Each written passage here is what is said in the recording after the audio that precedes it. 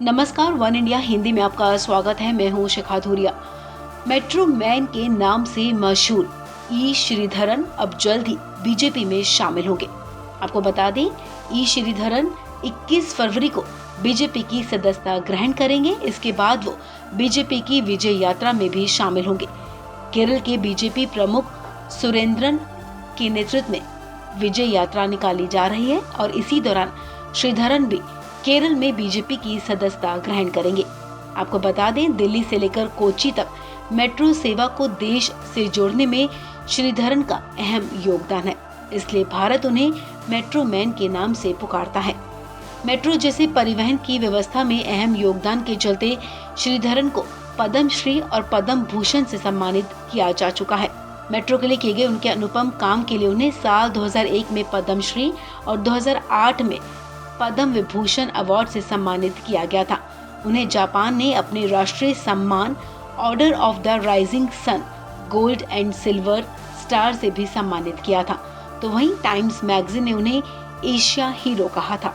आपको बता दें, श्रीधरन साल 1995 से 2012 तक दिल्ली मेट्रो के निदेशक भी रह चुके हैं। ई श्रीधरन वो इंसान है जिन्होंने सपने को हकीकत का अमली जामा पहनाया था। मेट्रो के जरिए सफर आसान करना एक सपना था, लेकिन श्रीधरन ने उसे सच्चाई में अवतरित किया था।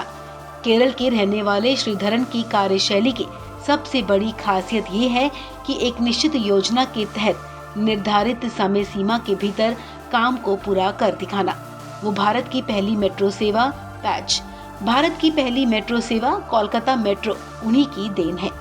आपको बता दें कि जब अरविंद केजरीवाल सरकार ने महिलाओं को मेट्रो में मुफ्त यात्रा की योजना शुरू करने की सोची थी, तब श्रीधरन ने प्रधानमंत्री नरेंद्र मोदी को चिट्ठी लिखी थी।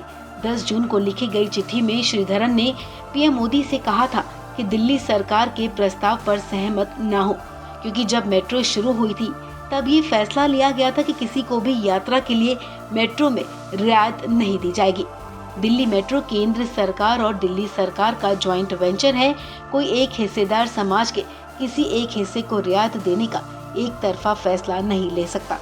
ई श्रीधरन ने पत्र में लिखा था कि मेट्रो का स्टाफ, यहाँ तक कि मैनेजिंग डायरेक्टर भी जब यात्रा करते हैं तो टिकट खरीदते हैं। इस योजना को लागू करने में 1000 करोड़ रुपए सालाना का खर्चा आएगा और ये बढ़ता ही जाएगा, क्योंकि मेट्रो बढ़ेगी और किराए बढ़ेंगे। उन्होंने कहा था कि समाज के एक हिस्से को रियायत दी जाएगी तो बाद में दूसरे इससे भी रियायत देने की मांग करेंगे, जैसे कि छात्र, विकलांग, वरिष्ठ नागरिक आदि, जो कि इस रियायत के ज्यादा हकदार हैं। ई श्रीधरन ने कहा था कि ये बीमारी देश की दूसरी मेट्रो में भी फैलती जाएगी। इस कदम से दिल्ली मेट्रो अक्षम और कंगाल हो जाएगी। उन्होंने कहा था कि अगर दिल्ली सरकार महिला यात्रियों की मदद करना ही चाहती है तो उनके खातों में सीधा पैसा डाल दे। इस खबर में फिलहाल इतना ही। तमाम अपडेट्स के लिए आप बने रहिए वन इंडिया हिंदी के साथ।